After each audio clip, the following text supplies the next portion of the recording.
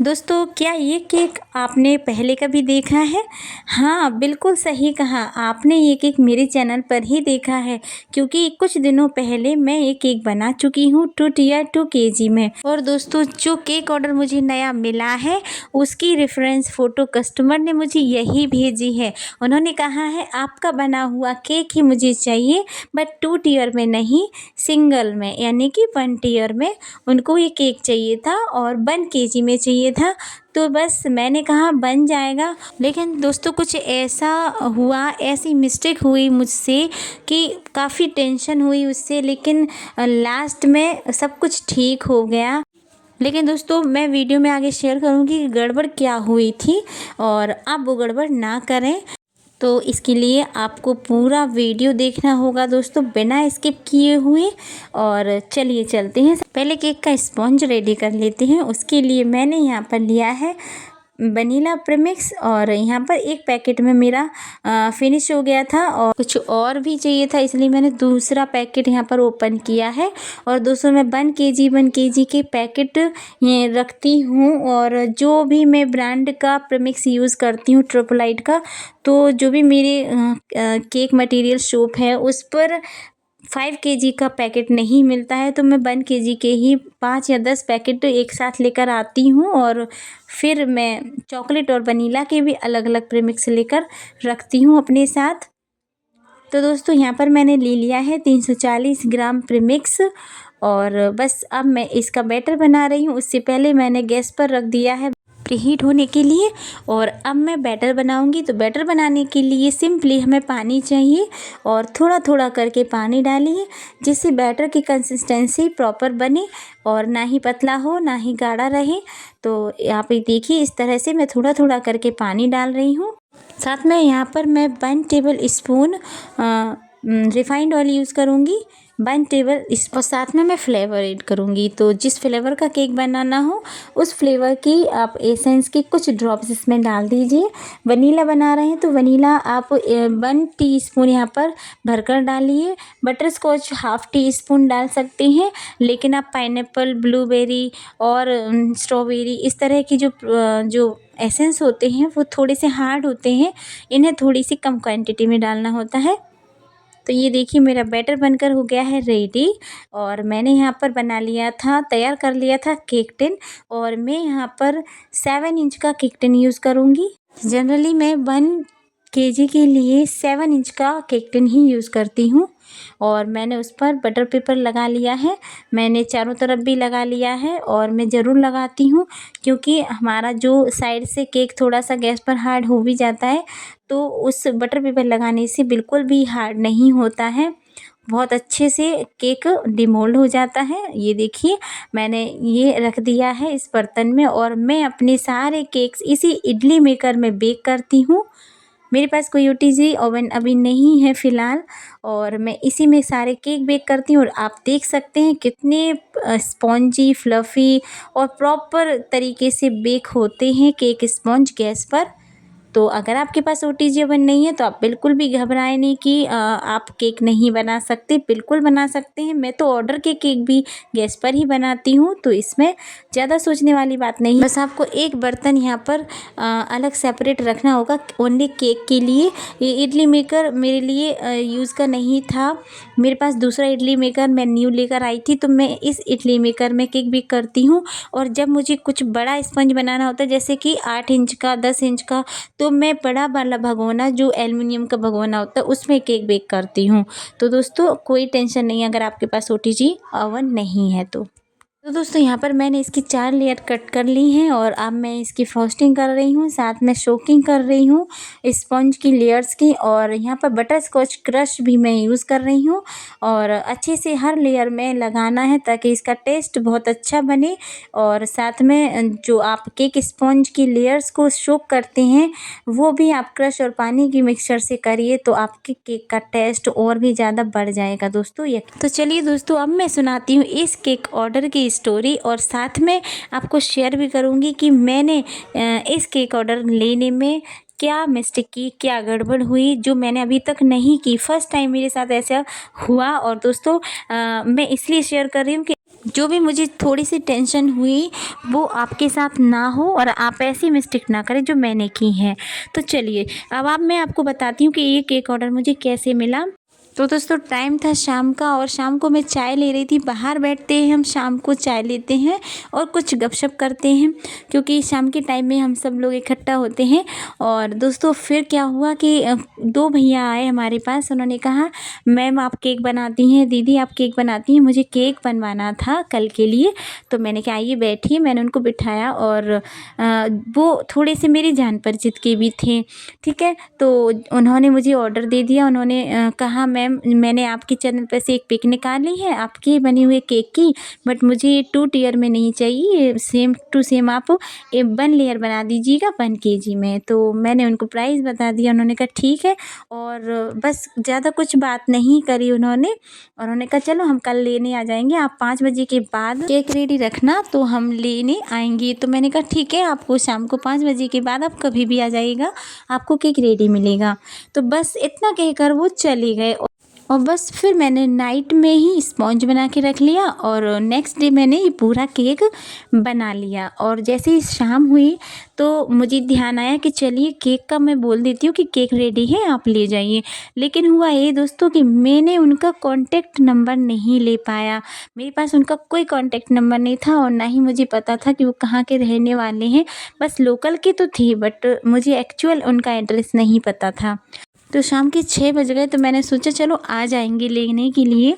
But दोस्तों हुआ ये कि 6 बज गए, 7 बज गए और 8 बजे तक कस्टमर केक लेने के लिए नहीं आए।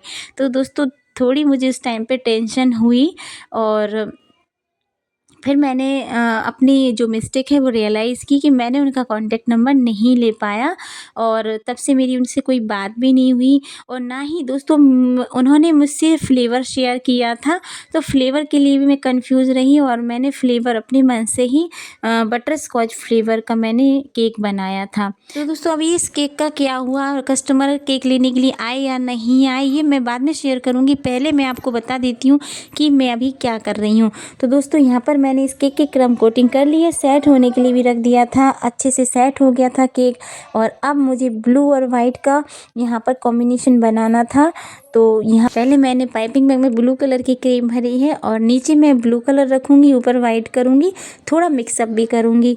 तो बस थोड़ा सा मैंने ऊपर ब्लू कलर की क्रीम रख दी है। अब मैं वाइट कलर की क्रीम से पूरे केक की आइसिंग करूँगी और मुझे वाइट एंड ब्लू का शेड चाहिए और वो अच्छे से मिल भी जाएगा। और देखिए मैं डायरेक्ट अब पैलेट से ही आइसिंग कर रही हूँ, क्योंकि अब मैं उसको पाइपिंग बैग में मैं क्रीम को नहीं भरने वाली हूँ।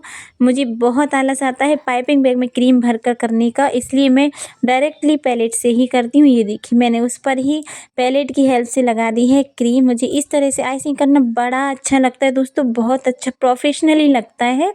तो मैं इस तरह से ही करती हूँ और मुझे इस तरह से करने में मेरी फिनिशिंग बहुत ही फटाफट आ जाती है। ठीक है, तो जो बिगिनर्स होते हैं उन्हें ये सब काम करने में थोड़ा सा दिक्कत होगा, लेकिन मुझे नहीं होता है। मुझे करते करते बहुत टाइम हो गया है, केक बनाते बनाते मुझे 2 साल हो चुके हैं दोस्तों। लेकिन मैं यूट्यूब पर अभी आई हूँ, अभी 1 साल भी नहीं हुआ है। और दोस्तों बस आपके प्यार और सपोर्ट की ज़रूरत है। अगर आप चाहें तो मैं इस यूट्यूब पर काम आगे बढ़ा सकती हूँ, लेकिन जब आप सपोर्ट नहीं करते, वीडियो को देखते ही नहीं हैं, लाइक नहीं करते हैं, तो मैं बहुत डिसअपॉइंटेड हो जाती हूँ। तो दोस्तों प्लीज़ आपसे रिक्वेस्ट है कि वीडियो को क्लिक करने के बाद उसको पूरा देखा करें, उसमें आपको 100% डेफिनेटली बहुत कुछ सीखने को मिलेगा दोस्तों।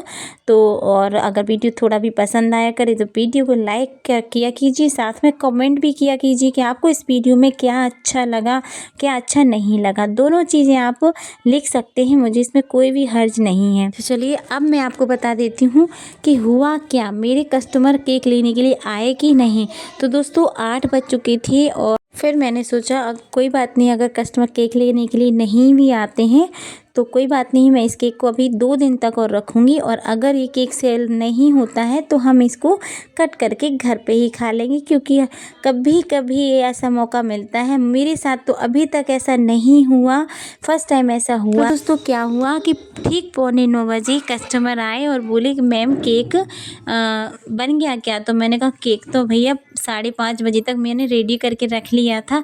तो उन्होंने कहा ठीक है, लेकिन मिस्टेक यही हो गई कि मैं आपका नंबर नहीं ले पाया और ना ही मैं आपको अपना कॉन्टैक्ट नंबर दे पाया। तो मैंने कहा बस यही थोड़ी-सी टेंशन हो गई थी कि आप पता नहीं केक लेने के लिए आ रहे हैं कि नहीं आ रहे हैं। तो उन्होंने कहा नहीं, ऐसा नहीं हो सकता था, मैं एडवांस भी दे गया था और मुझे तो केक चाहिए था ही, तो बस थोड़ी-सा आने में लेट हो गए। तो मैंने कहा चलिए कोई बात नहीं, अंत भला तो सब भला।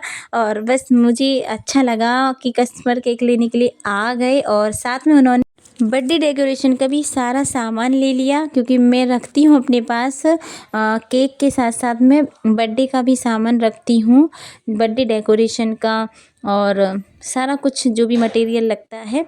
तो दोस्तों फिर फाइनली मेरा केक चला गया और फिर मैं थोड़ी सी रिलैक्स हो गई, क्योंकि थोड़ी सी टेंशन हो रही थी। बस मैं इसलिए आपको ये सारी बातें बता रही हूँ कि अगर आप होम बेकर्स हैं तो आप ज़रूर से ज़रूर अपने कस्टमर का कॉन्टैक्ट नंबर अपने पास रखिए, ताकि कोई भी ऐसी गड़बड़ ना हो पाए। ठीक है दोस्तों, तो चलिए दोस्तों यहाँ पर मैंने क्या किया है, ग्रीन कलर बना ली मैंने क्रीम और नीचे बॉर्डर दे दिया, ऊपर भी मैंने इस तरह का सर्कल बना लिया ग्रीन कलर का। और बस अब मेरे पास कुछ स्प्रिंकल थे, कलरफुल स्प्रिंकल अल्फ़ाबेट वाले, बहुत छोटे छोटे अल्फ़ाबेट होते हैं ये। तो इस तरह से मैं इनको डेकोरेट कर देती हूँ। इनसे आप हैप्पी बर्थडे या कुछ और मैसेज लिखने नहीं लिख पाएंगे, क्योंकि बहुत छोटे हैं और ना ही अच्छे से दिखेगा। तो मैं इस तरह से इनको डेकोरेट कर रही थी और कलरफुल केक बनाना था मुझे। और साथ में मैंने कुछ फॉन्डेंट के यहाँ पे स्टार बनाए थे, तो वो भी मैंने यहाँ पर लगा दिए हैं। और उस केक में जो उन्होंने मुझे फ़ोटो दिखाई थी उसमें केवल स्टार लगे हुए थे और टेडी बने हुए थे। मैंने इससे भी ज़्यादा यहाँ पर कुछ ज़्यादा ही यहाँ पर मैंने कलरफुल कर दिया था। बहुत अच्छा लग रहा था लुक केक का। साथ में मैंने इस तरह के कुछ बलून भी बना दी थी स्टिक में लगाकर, इनको इस तरह से लगा दिया था दूर दूर, बट इतनी दूर दूर ये अच्छे नहीं लग रहे थे मुझे। और तो फिर मैंने इनको निकाल के थोड़ा पास पास किया। लेकिन दोस्तों इसका लुक और अच्छा आता जब मैं इनको इकट्ठा करती है, नहीं ऊपर नीचे एक साथ, जैसे कि जो गुब्बारे एक साथ ग्रुप में रहते हैं ना, उसी तरह से। तो ठीक है, ये भी अच्छा लग रहा था काफ़ी। अब मुझे लग रहा था कि कुछ यहाँ पर क्लाउड्स भी बनाए जाएं, वो भी क्रीम से। तो मैंने बस क्रीम से कुछ क्लाउड्स बना दिए, नीचे ही बना दिए मैंने, ऊपर स्पेस नहीं था। और नीचे स्काई जैसा एक शेड दिख रहा था, ऐसा लग रहा था स्काई है, तो ये साइड में पूरा स्काई जैसा लग रहा था। तो मैंने क्लाउड बना दिए और साथ में मैंने कोशिश की कुछ टेडी बनाने की। तो इस तरह की मेरी टेडी बनी, ज़्यादा कुछ खास नहीं बनी है, लेकिन ठीक है, काम चल रहा था। और मुझे टेडी बनाना काफ़ी टफ़ टास्क लगता है, लेकिन दोस्तों मैं इसकी ज़रूर प्रैक्टिस करूँगी और अच्छी टेडी बनाना सीखूँगी। दोस्तों बहुत सी चीज़ें होती हैं ऐसी दोस्तों कि आपको हमेशा आप हर चीज़ में परफेक्ट नहीं होते हैं, कुछ ना कुछ में आपकी कमी ज़रूर रहती है। तो बस उसी में से एक है, मुझे टेडी बनाना अच्छे से नहीं आता क्रीम के। चलिए अब मैंने लगा दिया है हैप्पी बर्थडे का टैग बस। और अब मेरी केक का फाइनल लुक रेडी है। और ये हो गया था 1 किलो का, यानी 1055 ग्राम 1 किलो का नेट हो गया था। एकदम सही मेज़रमेंट से मैंने लिया था ये। और अब मेरा केक बिल्कुल फाइनली रेडी है। आपको कैसा लगा इसका लुक और मेरे केक की स्टोरी कैसी लगी, मेरा वीडियो कैसा लगा, अच्छा लगा हो तो प्लीज़ वीडियो को लाइक शेयर करिए और चैनल को सब्सक्राइब किए बिना मत जाइएगा। बेल आइकन को प्रेस कीजिए ताकि मेरे वीडियो के नोटिफिकेशन सबसे पहले आपके पास आए और आप तुरंत के तुरंत मेरे वीडियोस देख लें। Thank you for watching video. मिलते हैं नेक्स्ट वीडियो में, तब तक के लिए bye, take care, Radhe Radhe.